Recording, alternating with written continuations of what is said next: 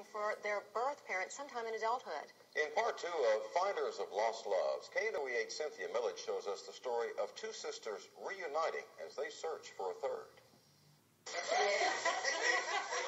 On this Tuesday morning, laughter finds a place amid an empty space Betty Robertson and Bonnie Sue Thomason hope to fill.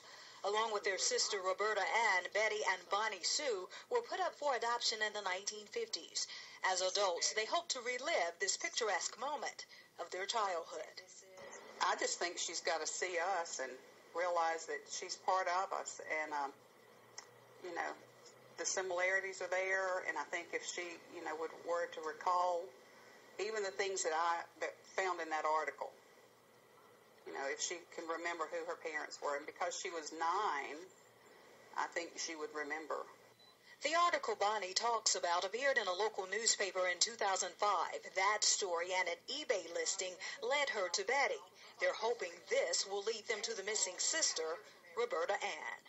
Ann may have remembered her last name as being Smith as opposed to being Williams, because we were in the Smith foster home. They searched through state records hoping to also find their parents.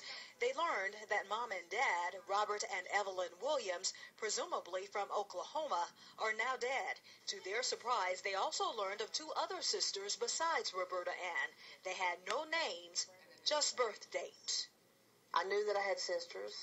I knew that my name was Ella Louise Williams. Sandra Hampton is the face and name behind one of those birth dates, but they didn't find her. She found them, looking for information about her family's medical history. I've tried everything. I've tried Salvation Army. I've tried Oprah, Maury, you name it, I've tried. Just send them letters, and they never responded. With her son's help, Sandra found the missing link on the internet. A search brought up the eBay listing from 3 years before. To me, a blessing, to see them together. I just want to see the rest of them so that way they can say it's complete. What's so amazing is all 3 grew up within driving distance of each other.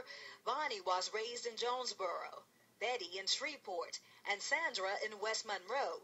That fact led all 3 to believe Roberta Ann and the other unidentified sister may be in North Louisiana, too.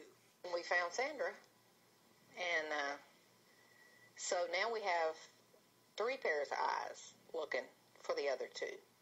And the sisters know one important fact about Roberta Ann.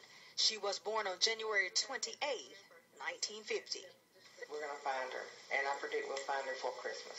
We know now that, that all things are possible. That's what keeps them holding out hope that all 5 sisters will one day be able to hug each other and laugh about how they came together. In Ruston, Cynthia Millage, KNOE 8 News.